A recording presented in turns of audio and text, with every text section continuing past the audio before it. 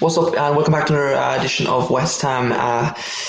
Just West Ham preview, of course, to a big game against Sheffield United at home on Monday Night Football. Yeah, we're going to go quickly into a bit of a preview today. Quickly enough into a huge game, really, for both sides, affecting both ends of the table. Now, in this fixture last year, of course, they finished 1-1 in the London Stadium, but completely different circumstances. Sheffield United, of course, to get a goal after we took the lead to make a 1-1, and went on to have a really impressive season in ninth place. This season, it's turned its tails really. West Ham fighting for place in the top four temporarily if they win tomorrow evening, where Sheffield United win and they could put closer and closer near out of the relegation zone, although it is a bit far away. Yes, of course, they can think off the bottom of the table. So, both sides are going to be up for it tomorrow. I'd like to think anyway we will, because I know Sheffield United will. And, we can't underestimate them. But yeah, just quickly out of the five parts of this short little preview I'm going to have today, the first preview I'm going to go for is recent form. Now, West Ham, of course, in 2021, I was saying the other evening, it has been their year so far, to be fair. Dare I say, of course, losing against Liverpool in the league was their first defeat in the calendar year so far, and we're nearly 6 weeks into it now. And then the cup, they lost to United by a goal in extra time. So only 2 defeats in all competitions out of about 8 to 10 games this year so far. It's not a bad return for the Hammers after suffering poor form in their previous campaigns and calendar years. So a reason to be confident, I suppose, in that aspect. I suppose, as I was saying, there are reasons to be confident. As I said, the record we've been on. We beat Sheffield United early on in the season 1-0, which I'll speak about quickly in a minute. We've got a fine flair for attackers now. Of course, Lingard. Okay, the last game we drew out with Fulham, but before that we did beat Villa 3-1 away from home. And look, that was a really good performance. And who knows what would happen without Lingard there, as good as we've played. I think he controlled the play really well. And, as much attackers as we've got and creativity we've got, I think Lingard adds us something else, and they're a bit of experience that's at the top level that we really need. And, we can never have enough of. So really happy with his addition, and hopefully kicks on in this game. And I think as well the fact that, look, we have more quality than Sheffield United, although Sheffield United are hard side to break down, and that puts me onto the negatives. The reasons to be a bit negative and a bit more pessimistic about this game. Reason number one, I would fear Sheffield United's defensive display in recent games. Even Chelsea only beat them 2-1. That was a penalty in the last game at home. It's going to be a really tough game for us, and teams. I think this season we've okay, although we've beaten teams with below us and all that, we haven't played our best football at the same time as good as getting results against the lower oppositions. Remember, against Fulham, we drew the last day out in the league. We only beat them 2-1 at home, and that was very lucky there. We only beat West Brom 2-1, and we weren't at our best there. We only beat Sheffield United 1-0 away from home. We weren't bad in that game, but by God, we were very lucky to get a point there. So you got to try to get 3 points there, beg your pardon. And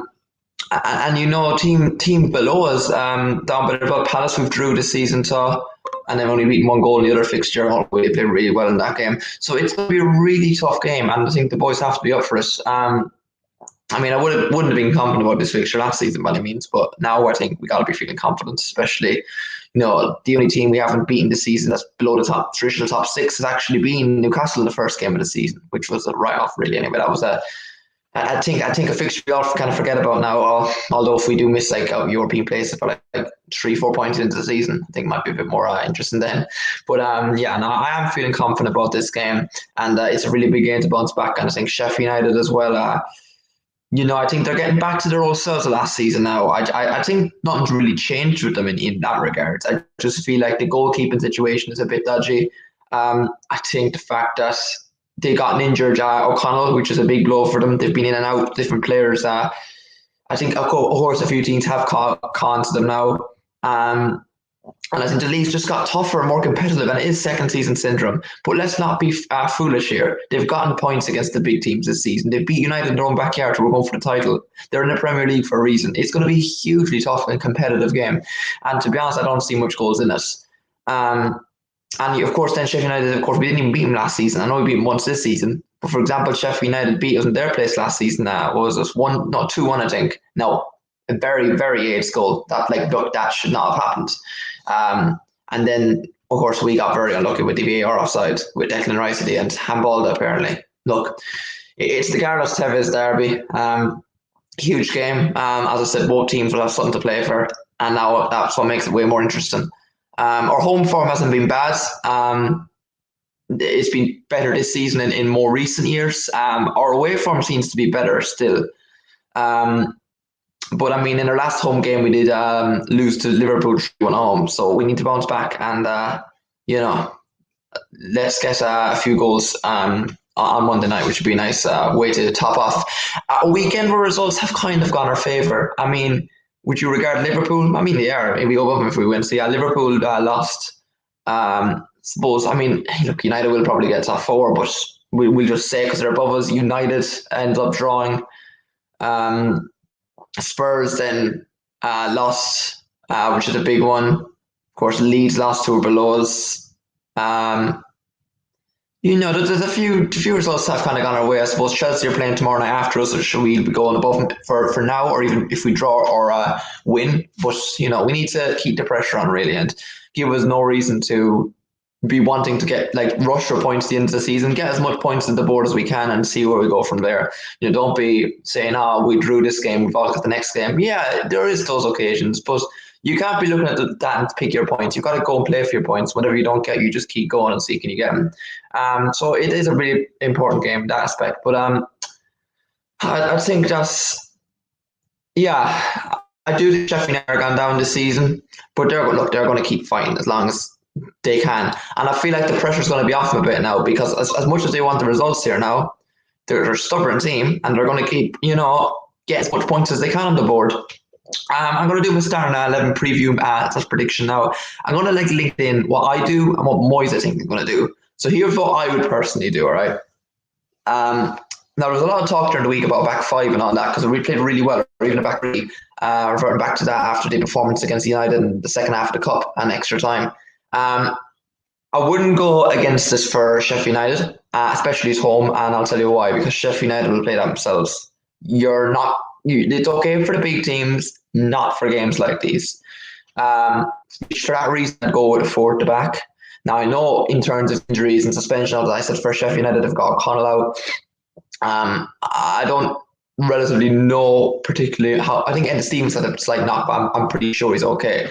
And other than that, I think there's nothing else to concern in the Sheffield United camp. For West Ham, of course, Agbana picked up an injury on Tuesday night's FA Cup defeat to Manchester United. Balbuena had a knock in the warm-ups, but I think he's okay now. Diab had concussion, but I think he's back. Yarmolenko's out for a while, which is another injury concern for us. And Antonio is going to be a dodgy 50-50 decision before the match. Will he be fit to start or play any role? But anyway, I'm going to go into the goals. And, of course, Lucas Fabianski makes another consecutive start for West Ham. Just watch the highlights the other night, and he made 2-3 good saves there. That's got us extra time, really. He's really underrated, and he brings confidence to the defence. So in goals, he has to be in there. And no one else really have we. In left back, I'd probably go with Aaron Creswell. Of course, he has his downfalls sometimes defensively. I suppose letting Mohamed Salah shoot and turn his left foot for the first goal in the Liverpool defeat a few weeks ago was a bit of a hammer blow, literally warranted. But I feel like he's been very good this season for us, and without Masuaku, we worried about our threat going forward. And to be fair to him, Crystal's been very good with it, 6-7 assists this season for us. And even in his bad days, he's never as bad as you would think he'd be. He's still solid defensively. He just has his one or two mistakes in him, but everyone's prone to that. Onto the right back position now, and it's got to be an interesting one here actually, because Fredericks has done really well recently. Doubling up on Grealish a few weeks ago, did well doubling up on Rashford the other night, and he's got a good partnership with Koufal at the moment. But I'm going to go Koufal in right back because he's undroppable on the forward back system. Fredericks is never going to get over Koufal. There's not much to say about him. He's for £5 million. He's after coming in and showing the Premier League what he's all about, what Czech Republic football is. Him, and he's brought us to the Premier League, and fair few assists with him this season as well, and a clean sheet. So I think he's going to have to want to build on that, and hopefully he has a really solid game. I don't know who he'd be down on the left hand side against, but it'd be a really physical game, and I think it would probably suit Koufal more. And when he gets the chance, he's not afraid to run forward either. Really balanced fullback, which is a really positive for us. onto the two centre back role now, and it's an interesting one here because of course Dagba is out for the game on Monday, which is a real blow for us, I think, because you don't want to shake up your team too much, and he's been solid in our defence this season. But you know who else has been solid? It's been Crossan, and he has to start in there because I'll tell you why. Dawson has been a magnificent signing for us this season. He came in, took his time to get in, only because of injuries and just rotating. And over the Christmas period, he's came in and cemented his spot in the team. And in fairness to him, you can't knock it, no matter what you say. He's undroppable at the moment. I do have my concerns with Dawson on the ball. His speed sometimes is a bit of an issue. And the question is now, who are we putting in beside him? Because Ogbonna suited him perfectly. As much as Sheffield United aren't dangerous as much in the attack, they're going to cause threats for us. And in the box, they're going to have him in we're good at set pieces this season, but they're going to, cause problems with us in set pieces and, cross into the box. Who's going to be the man beside him? Who's a leader beside him that we can trust? If we've fit centre backs beside him, what are we going to say? Diop, Balbuena? Who knows? I would personally go with Diop. And I know Balbuena has been really good this season. But maybe Diop has a chance now with the tough fixtures coming up. A real athletic centre-half, young fella that wants to prove himself against a slower but still solid centre-half in Dawson. Maybe they can form a nice partnership together and, want to work hard when he comes back. More competition. This might be a good thing for us. Who knows? But let me know below what you think, guys, Hammers fans. And yeah. But for give him a chance, and if he doesn't do anything, then we know Balbuena will be ready because we've seen him this season. He's got important goals and clean sheets for us. So, yeah, I go with Diop and Dawson, a new partnership for us back there, but you never know. On to the midfield now, and it's an interesting one, really. The two CDMs have to be put straight back in there, Rice and Souček. They do the dirty work in there, and they both drive forward as well. Honourable mention to Noble tonight, though. I think he did really well as well in midfield. Really game that suited him, and he broke up the well and fought hard for the badge. To be fair to him, I do think there's some games that do suit Noble. And this probably would actually a really slow game for him, but I just don't think, and I hope Moyes doesn't pick him on the start anyway on Monday evening because we can't play him in a number 10. And with Rice and Souček, we've already got enough defensive cover against a team like this. So you have to go Rice and Souček in midfield into the camp position, and it has to be Jesse Lingard. He needs to come back in. He's had a break now because he didn't feature the FA Cup because he was cup side, of course. And I feel like he's this could be a game if he gets a lot. He won't get a lot of chance. It'll be a free game, but in a game where we need a lot of creativity, I feel like Lingard will be the man to get a free roam in that number 10 role and drift out wide if he needs to. He can come inside, and I think Sheffield United are going to have to do a tough job to kind of mark him. And two goals in 2 games. What can you more can you ask him for? Onto the left side of midfield now, and a fella that probably was missing. Probably should have started really on Old Trafford on Tuesday evening, or at least been brought on earlier. It's Saïd Benrahma. He hasn't scored yet, but he's got 3-4 assists, and he's really. I think he's adjusting to the Premier League. I would say that, to be fair. He's still trying to find his feet, of course, but he still adds a bit of flair and creativity into the side. And Sheffield United will fear him in a game like this where we won't create a lot of chances unless we have the players to do so.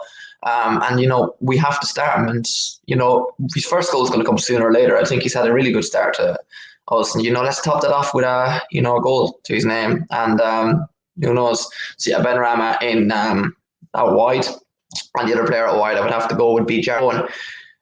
Bowen just he hasn't been on form recently. He hasn't scored since the start of January, and it is a chance for him to kind of kickstart or revive his West Ham career. I think his goals will come sooner or later. He had a good start to the season for us, and a game where he has pace, skill, and the problem with Bowen is he doesn't take his chances, or he doesn't exactly.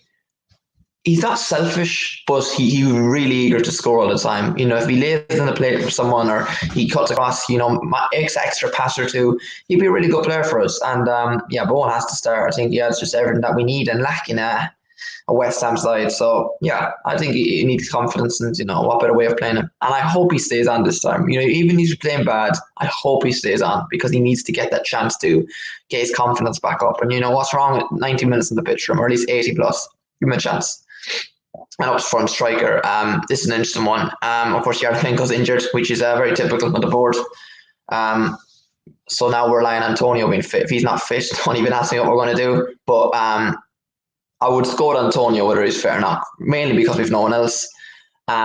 If he's not like fully fit or like the manager doesn't want to risk him, I'd actually put Bowen up striker, chance in there, and put Fredericks out wide, right and wide, just for extra pace. And maybe it might be a bad thing to experiment him. If Bowen's not playing well out right mid, then you know what? Let's play him up striker instead of taking him off. How about that? But yeah, let me know below in that as well what you think about that decision. I suppose it is a big game for us. I spoke about the injuries there and recent form. Let me just check if there's anything else I need to put in the preview. I'm pretty sure there wasn't anything else.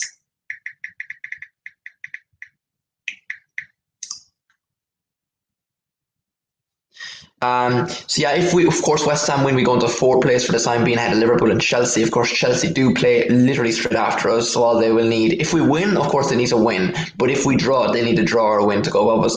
So, if we win, we're guaranteed fifth place anyway, going into match week 25. And of course, yeah, look, I think it'll be a really tough game. As I said, I want to go in with a fighting spirit, and the fixtures coming up with Tottenham and City in our next two. We really need to get points on the board in the games that are winnable. I'm going to go with a sneaky 2-1 West Ham win. I feel like, as I said in my prediction video, if you didn't check it out now. It was released, I think, Friday evening. But yeah, I'm going to go West Ham 2, Sheffield United 1. I think Bowen will score, and I have a feeling Benrahma will score. And I think for Sheffield United, I think Ampadu or Fleck, one of them. If one of them doesn't play, like, it'll be one of them. But yeah, that's gonna be a score in a bit, guys. And hope you enjoyed the video. If you did, click like the video, subscribe, and comment for any further video suggestions, guys. We'll be back after the match tomorrow for a post-match review. Until then, guys, take care and see you. And next time, guys, peace.